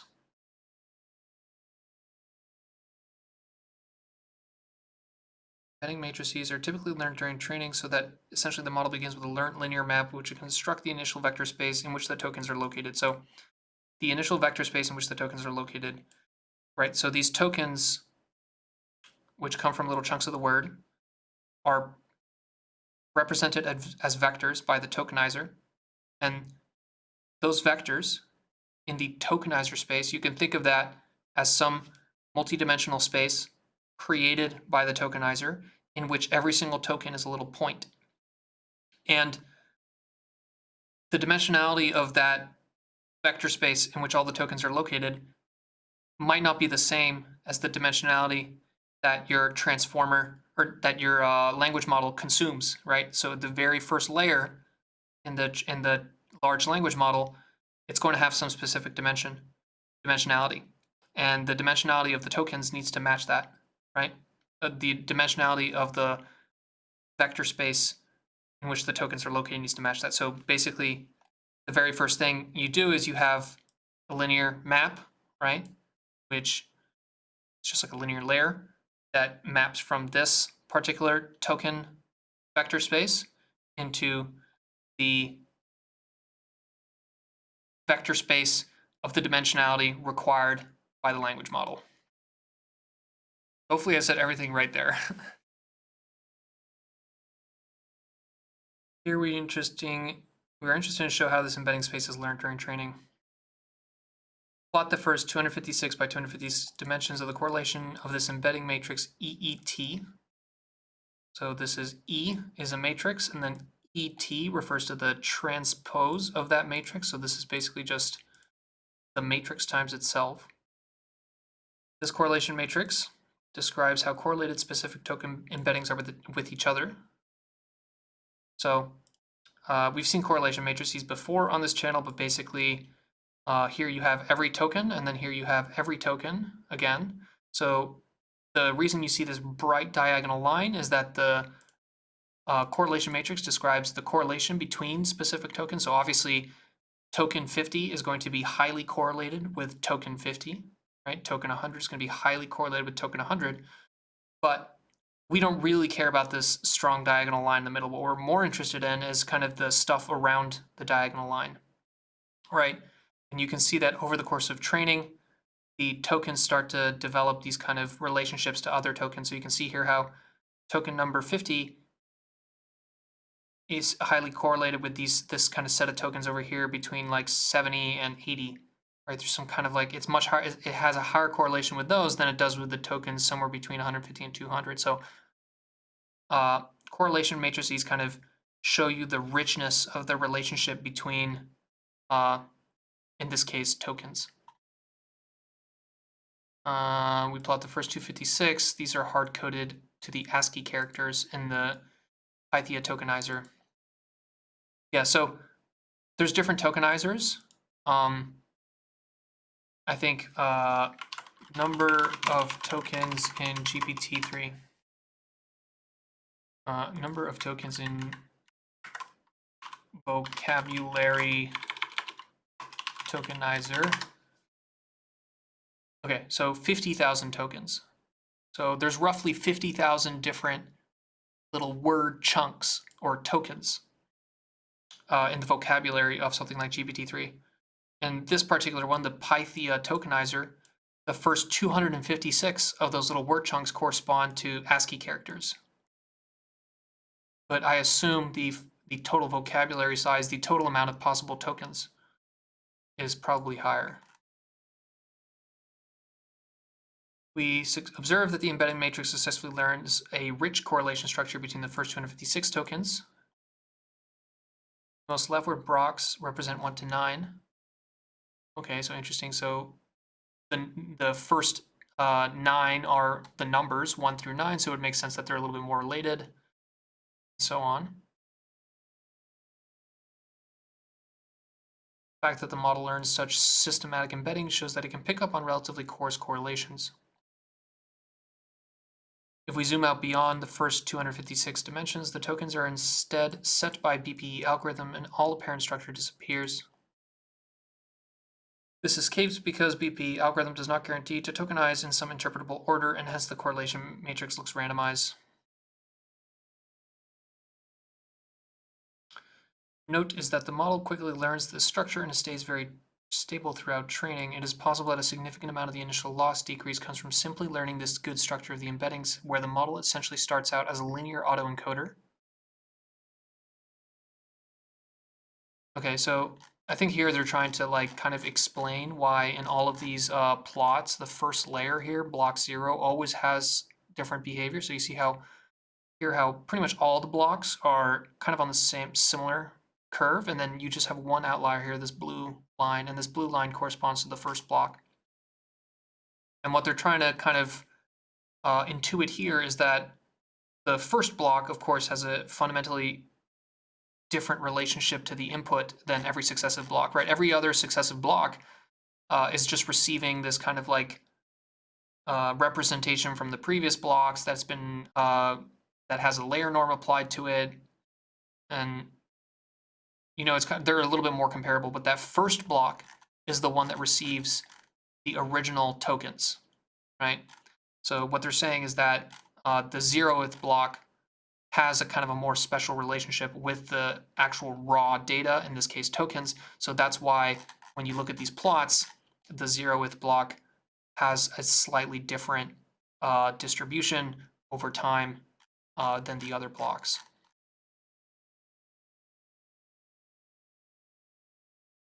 We plot the norm of the embedding matrix across different model sizes during training. We observe a very similar pattern to the MLP blocks of a rapid rise followed by a slow decay of the norm.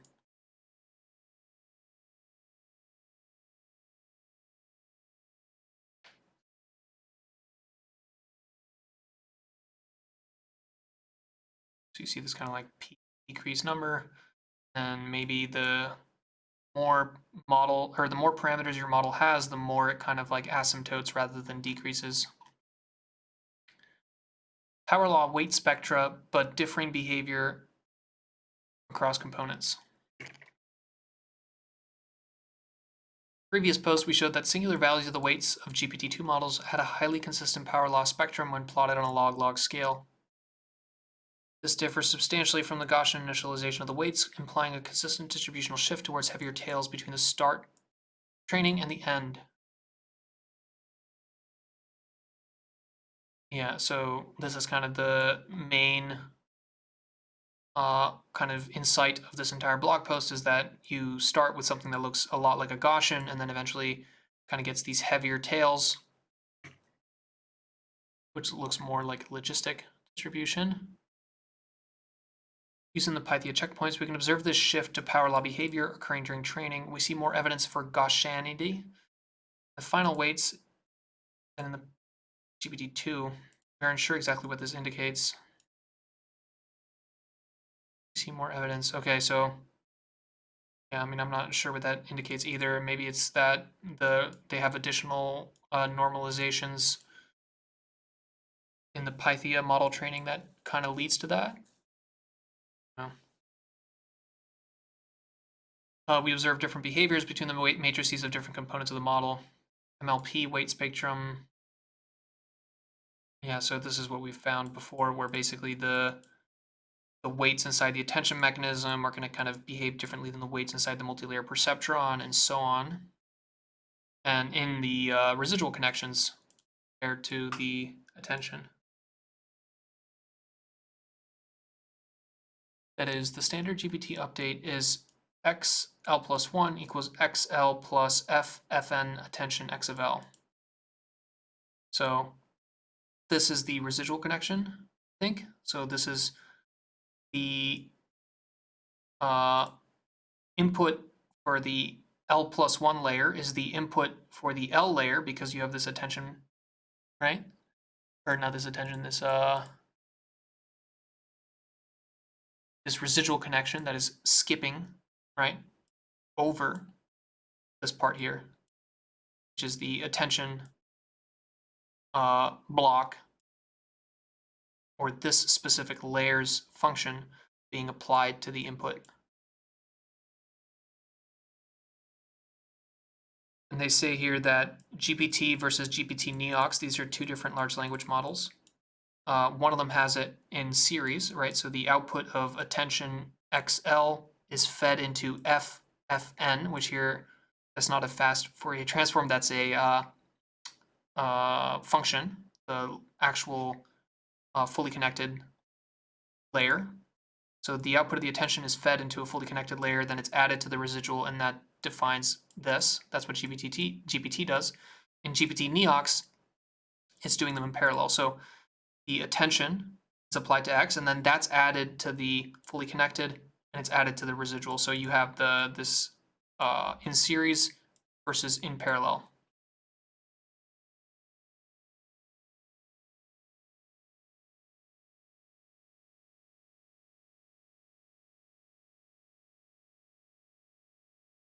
Here you have the value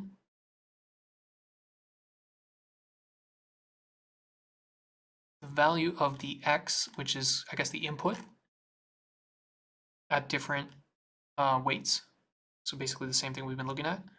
The number of those weights that have that value, and then the block. So you can see how most of the weights, most of the values are around 0, right? So they're basically very, very close to 0 or 0.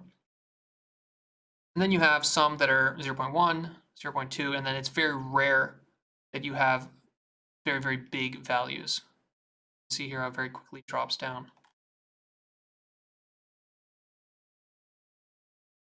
We notice that the attention dense, so this was the MLP block, so the multi-layer perceptron weights, and these are the attention dense weights. So these are the weights inside the attention. Appear to remain very close throughout trainings. So I guess there's a little bit more consistency here than there is here. Right, you see how here the drop happens right before the 10 to the third versus here the drop happens after the 10 to the third. So there's kind of bigger outliers here than there is here. In the attention QKV weights, we observe a highly interesting effect where some blocks develop consistently higher outlier singular vectors and overall a much heavier tailed power law curve than others. The outliers develop only in the attention QKV weights and not the other weights. Blocks show this behavior appears to differ between different model sizes and does not show consistent behavior. These outlier blocks appear to develop consistently throughout training and the later stages of training, distinct from simple formation. So to me, I feel like these outlier vectors, like that's what you're learning, right? At the end of the day, that is the pattern. Your neural network is learning to find a pattern in the data, in the input, that allows it to predict the output, right? So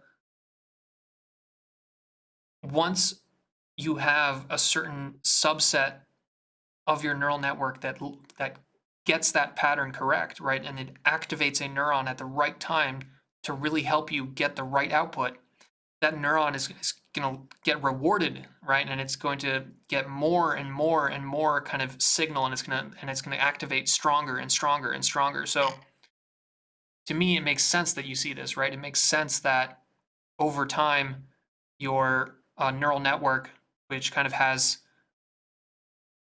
a huge number of parameters, it becomes a neural network which has a huge, mostly zeros and then a couple outliers, right? A smaller subset of outliers. And this is kind of, again, starts leading to the ideas behind sparsity and the lottery ticket hypothesis, where within each neural network, there's actually a much smaller neural network, which is basically doing the overwhelming amount of the heavy lifting, and pretty much everything else is just basically a bunch of zero weights.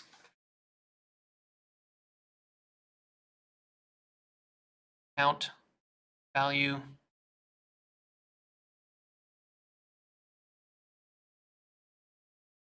You see here over time, as the training goes further and further and further, these blocks that are deeper and deeper in your neural net start to become more and more zero.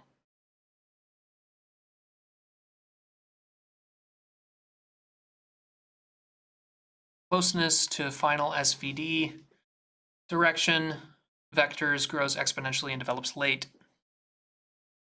Given the seeming success of using SVD directions to try to understand the processing that occurs in MLP layers and OV circuits, it is interesting to try to understand when and how these SVD directions develop during training. To do so, we first confirmed that many SVD directions remain interpretable in the Pythia models.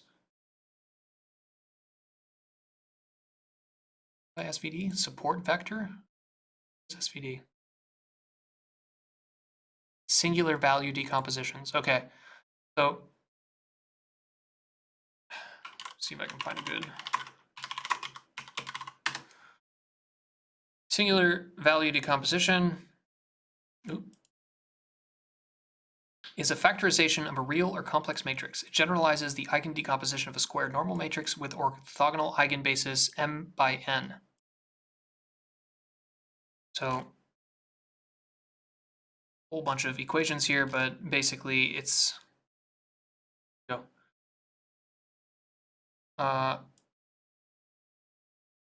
and u and v are the real valued. So you're trying to find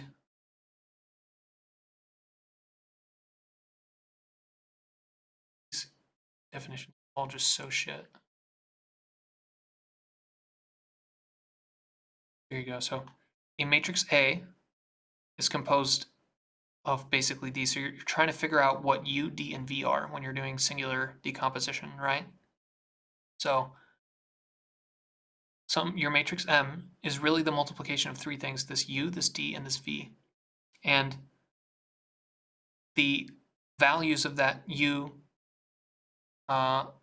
d, and v represent similar kind of to the idea of PCA, where there's kind of like these true underlying dimensions, these true underlying kind of like vectors within your matrix. And that's what you want to find. Here you go. Eigenvectors, eigenvalues, and then the inverse of the eigenvectors. So it's like you're really just trying to uncover, kind of separate out in your matrix A. Here you go.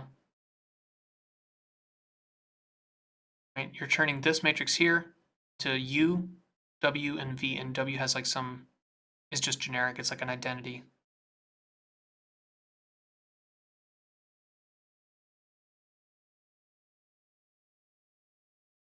So singular value decomposition for genome-wide expression is a way of getting, here you go, SVD for a bunch of faces. For example, you're going to get something like this. So here they're going to use SVD on all the stuff that we've been looking at, right? Like the weights, the attention weights, the residuals, the values inside the layer norm, and they're going to say, do we get anything interesting out of here? We first confirmed that many SVD directions remain interpretable. Okay, so like once we do this decomposition and we break down all the values for our weights into the U, W, and V matrices, like, do we actually get anything that is meaningful? Like, is there something there? That's what they're looking here. SVD direction strings, the top 20 tokens for the top 30 singular vectors. So I think what they mean here is that when you get these singular vectors, you can actually directly, there's the same dimensionality as, I guess, the token vector space. So you can get actually what the closest tokens are for that. Similarity in the SVD direction, so the final direction emerges very late and appears to increase exponentially. The SVD directions are relatively unstable, or the final representations are only formed close to the end of training in a way that is interpretable as SVD directions.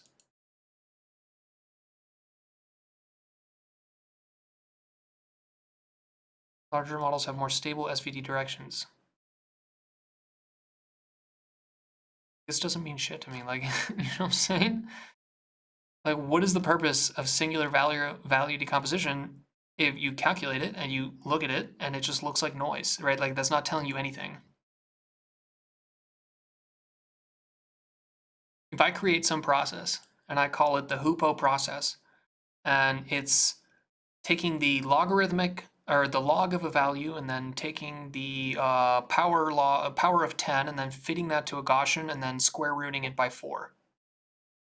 And I plot that and I get this. Did I do anything? Or did I just come up with some function, some theoretical model that doesn't really explain anything, right? So, I don't know.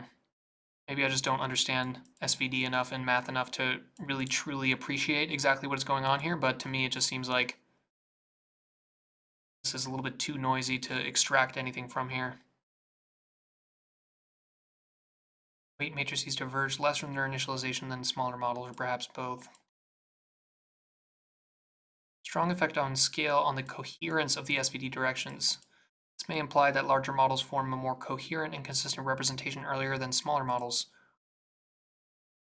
or that SVD directions are not a good way to determine the coherence and consistency of representations.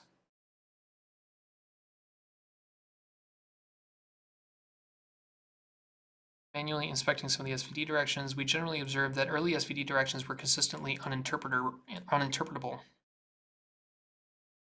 However, eventually interpretable SVD directions did form but would slowly drift in semantic meaning during training.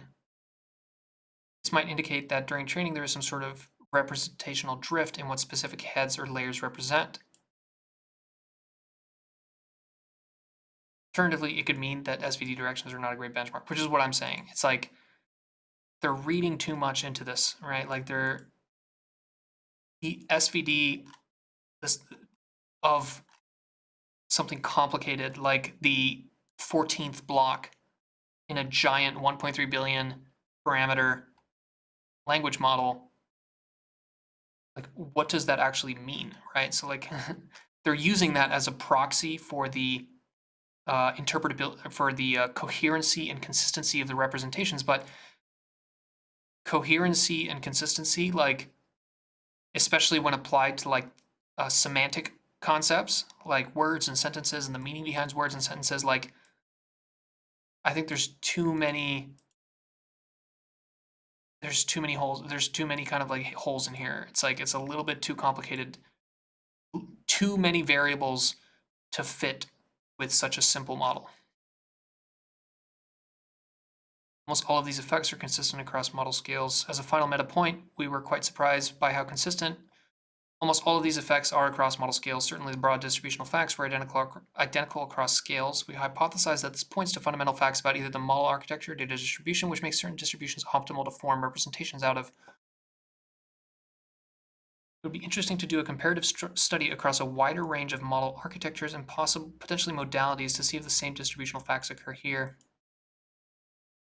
If this is the case, this would imply something very general about either representations of deep networks or else the domains upon which they see the greatest success. Yeah, I think this will be like a whole field of study in the future, right? Like this kind of trying to really deeply understand what the representations and these weights inside the different parts of a neural network, what are they really doing? Like, is there mathematical models that we can fit to them and then in that way better understand what's going on? But I also feel like we're running out of tools, right? It's like all these tools that we have, such as PCA, SVD, Gaussian priors, like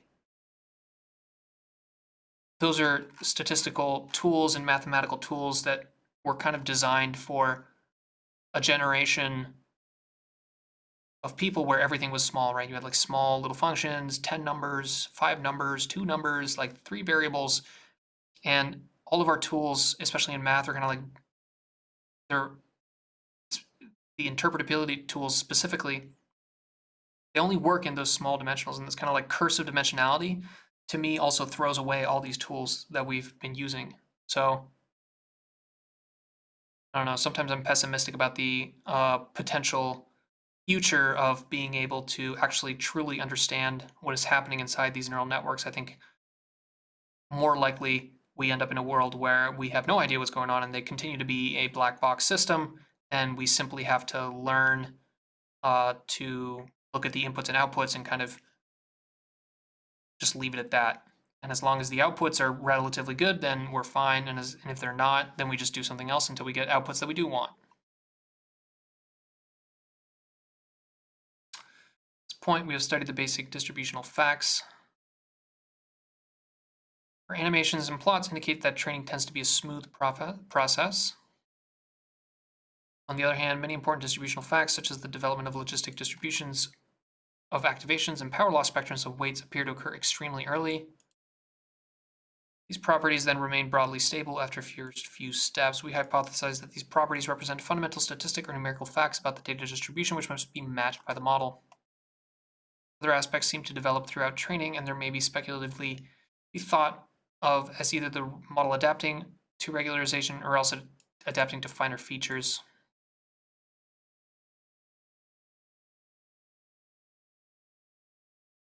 Cool, cool. The mechanism behind these effects and their importance to the more micro-level representations of the network remain to be understood. Cool, cool, cool. Yeah, kind of cute little article here. I love these little GIFs. I think it's interesting to really take a microscope and observe deeply what's going on here. But it's kind of like putting electrodes in your brain and then looking at the electrical activity and spikes and activation of individual neurons in your brain, right? It's like it's not, you're getting some idea about like what the distribution of those activations is like and maybe the timing of neurons and stuff like that, but like going from individual little values coming out of a neuron to understanding what exactly an LLM is doing when it processes a sequence of tokens is very difficult. And I wonder whether we can do kind of a ground up approach like they're kind of doing here, where, hey, let's go at the lowest level, which is what are the actual values that are coming in and out of my little neural net, and can I build up from there? Can I use concepts from statistics such as the normal distribution and PCA and all these other things, these power laws? Can I really understand what's going on here? And it kind of seems that we can definitely observe, but we can't really fully understand. But yeah, hats off to these guys for writing this cool article, and let me know if I said anything that was wrong, anything that you thought I didn't interpret correctly, anything I missed, or if you have any ideas about where we can take this from here on. Thanks for listening. As always, like and subscribe, and see you guys some other time.